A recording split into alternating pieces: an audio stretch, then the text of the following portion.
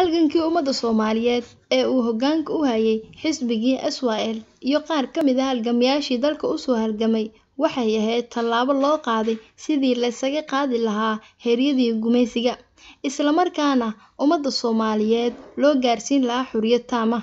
dad badan oo Soomaali ah ayay suurtagal tahay inay maanta la socon inay tahay maalin qulubta shacabka Soomaaliyeed kaga taalo meel muhiim ah isla markaana taariikhda dalka ka gashay baal dahab ah.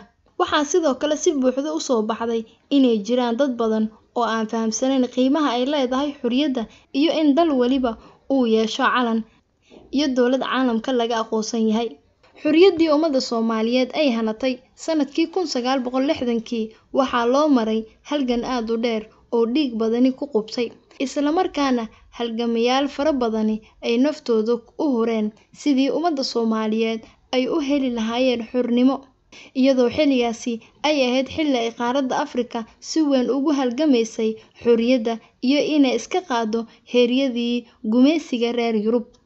maanta oo kale 15kii May sanadkii 1943 waxaa suurto gashay in 13 dhalinyaro Soomaaliyeed ah inay dhidibada u taagaan xisbi la magac baxay SYC Somali Youth Club ama ururka dhalinyarada Soomaaliyeed taasoo markii dambe u xuub siibtay ururka dhalinyarada Soomaaliyeed ee SYL Somali Youth League. sanadkii 1947 bishii May maanta oo kale ayaa ururka SYL si rasmi ah magacaasi u qaatay. xilligaasi waxaa ururka dhisay 13 dhalinyaro Soomaaliyeed kuwaasi oo kala ahaa Cabduqaadir Sheekh Saqaawudiin waxa uu ku dhashay degmada Tayaglow ee ka tirsan gobolka Bakool sanadka markuu ahaa 1919kii xilligaasina waxa uu jiray 24 sano.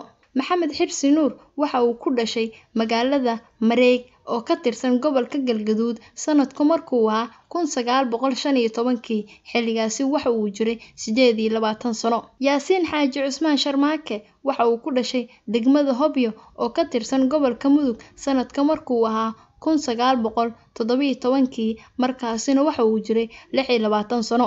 Xaaji Maxamed Xuseen Maxamed waxa uu ku dhashay magaalada Muqdisho gobolka Banaadir sanadka markuu ahaa 1917kii xilligaasina waxa uu jiray 26 sano. Cismaan Geedi Raage waxa uu ku dhashay Muqdisho gobolka Banaadir sanadka markuu ahaa 1925kii xilligaasina waxa uu jiray 18 sano.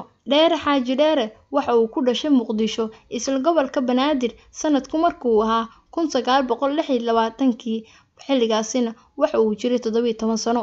Daahir Xaaji Cusmaan waxa uu ku dhashay degmada Hobyo ee gobolka Mudug sanadka markuu ahaa 1925kii xilligaasi waxa uu jiray 18 sano. Cali Xasan Maslax waxa uu ku dhashay degmada Hobyo gobolka Mudug sanadka markuu ahaa 1927kii xilligaasina waxa uu jiray 24 sano. Maxamed Cali Nuur waxa uu ku dhashay degmada Shangaani oo ka tirsan gobolka Banaadir sanadka markuu ahaa 1927 xilligaasina waxa uu jiray 16 sano. Maxamed Faarax Hilowle waxa uu ku dhashay Mareeg oo ka tirsan gobolka Galgaduud sanadka markuu ahaa 1925kii xilligaasina waxa uu jiray 18 sano. Xaaji Maxamed Cabdullaahi Xayeesi waxa uu ku dhashay Muqdisho gobolka Banaadir sanadka markuu ahaa 1918 xilligaasina waxa uu jiray 25 sano. Huudo Macali Cabdulle waxa uu ku dhashay Mareerey oo ka tirsan gobolka Shabeellada Hoose sanadka markuu ahaa 1926kii xilligaasina waxa uu jiray 17 sano. Maxamed Cusmaan Baarbe waxa uu ku dhashay Baar Dheere oo ka tirsan gobolka Gado sanadka markuu ahaa 1910kii xilligaasi waxa uu jiray 33 sano. ururka SYL waxa uu shaaca ka qaaday qorshihiisa siyaasadeed waxa uuna sheegay inuu u taagan yahay xornimo gaarsiinta ummadda Soomaaliyeed iyadoo xilligaasi Soomaaliya ay u qaybsameed 5 gobol oo ay gacanta ku hayeen gumaystigii reer Yurub. dhalinyaradaasi SYL waxaa xilligaasi u suurto gashay in ay mideeyaan shacabka Soomaaliyeed si looga hortago gumaysiga iyadoo ay aaminsanaayeen haddii la helo midnimo laga guuleysan doono gumaysiga isla markaana waxaa qulubtooda ku weyneed wadaniyadda oo ay wax waliba ka hormarsiin jireen si ay u gaaraan ujeedkooda ku xusnaa dastuurka xisbiga SYL oo ahayd in shacabka Soomaaliyeed la gaarsiiyo xornimo taam ah iyo in la helo weliba Soomaali weyn.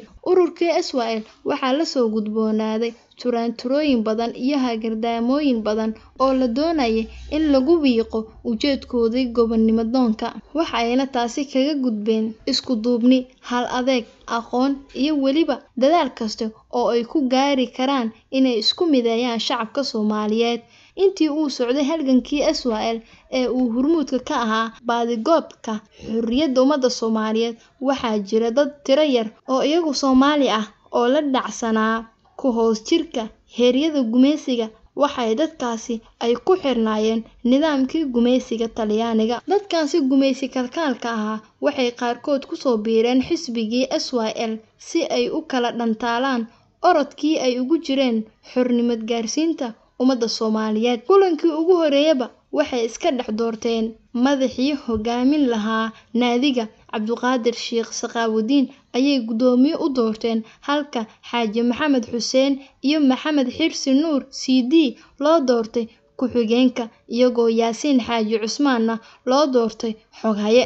Goor dambe oo uu xisbigu uu meel fiican gaarsiiyay halgankii gobonnimo doonka, waxaa geeriyooday xoghayihii xisbiga Yaasiin Xaaji Cusmaan Sharmaake, waxa uuna ku dardaarmay in jagadiisii loo magacaabo halgame Cabdullaahi Ciise Maxamuud oo xilligaasi ahaa wakiilkii SYL ee magaalada Beledweyne. Halkaasi ayaa laga soo waday Cabdullaahi Ciise, waxa uuna qabtay jagada xoghayaha guud ee SYL isagoo hayay xilligaasi ilaa ay SYL ay keentay guushii xorriyadda ummadda Soomaaliyeed. Waxaana Cabdullaahi Ciise loo magacaabay ra'iisul wasaarihii xukuumaddii daaqiliga ahayd intii aan xorriyadda si buuxda loo qaadan. Guushii halgankii waxaa la gaaray 1 Juulaay sanadka 1960 markii 2 gobol oo xor ah oo Soomaali ah isu tageen isla markaana ay dhiseen Jamhuuriyadda Soomaaliya.